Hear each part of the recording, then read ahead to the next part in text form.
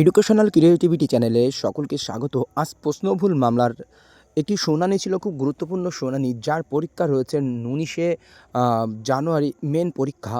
একটি টেট পরীক্ষায় প্রশ্নভুল মামলায় সবাইকে নাম্বার দেওয়ার জন্য কোর্ট রায় দিলেন এবং কমিশনও সেটা মেনে নিলেন। কমিশনের সম্মতিতে বিচারপতি রায় লিখলেন, গুরুত্বপূর্ণ রায়। এটা হচ্ছে মাদ্রাসা সার্ভিস কমিশনের প্রাথমিকের যে টেট হয়েছিল সেখানে 27টি প্রশ্ন আউট অফ সিলেবাস ছিল এবং কিছু প্রশ্ন ইনকারেক্ট ছিল। সেই সমস্ত প্রশ্ন ভুলে নাম্বার সবাইকে পাবে যতজন ক্যান্ডিডেট পরীক্ষায় অ্যাপিয়ার হয়েছিলেন। সেই সম্পর্কিত একটি অর্ডার কপি আপনাদের সঙ্গে আমি শেয়ার করব।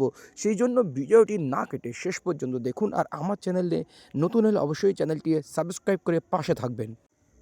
আমি আপনাদের সামনে এই অর্ডার কপিটি শো করেছি, আপনারা দেখুন।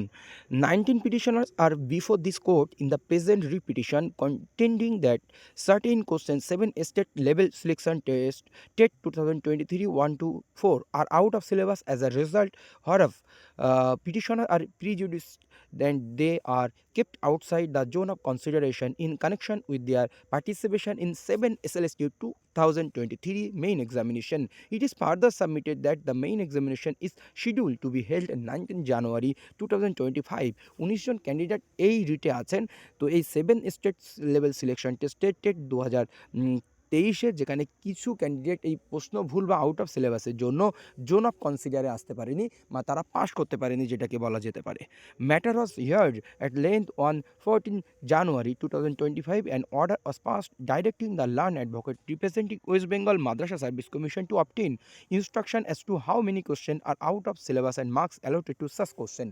এই কোশ্চেনগুলোর জন্য মার্কস অ্যালটেড কী হয়েছিল, কোথায় সমস্যা হয়েছিল, কোন কোন প্রশ্ন নিয়ে বিস্তারিত শুনানি হয়েছিল গতকাল 14ই জানুয়ারি, সেটাই তুলে ধরা হয়েছে। টুডে মিস্টার প্রতীক ধর, learned senior advocate representing West Bengal Madrasa Service Commission, submits one instruction that in 7 SLST TET 1 to 4 in 5 subject total 27 questions are out of syllabus which are carrying 27 marks. It is further submitted on behalf of the commission that in connection with 8 questions in English which are found to be out of syllabus, 8 marks have already been awarded to all the candidates who participated in the examination. যারা participate করেছিল এক্সামিনেশনে, এর 27টির মধ্যে ইতিমধ্যে 8টি ইংলিশের কোশ্চেনের number সবাইকে দেওয়া হয়েছে। In connection with rest of 19 questions which are also found to be out of syllabus, further 19 marks shall be awarded to the candidate. এছাড়া 19টি কোশ্চেন ডিসক্রিপেন্সি দেওয়া গেছে, সেই 19টি প্রশ্নেও কিন্তু নাম্বার দেওয়া হবে বলে কমিশন জানান।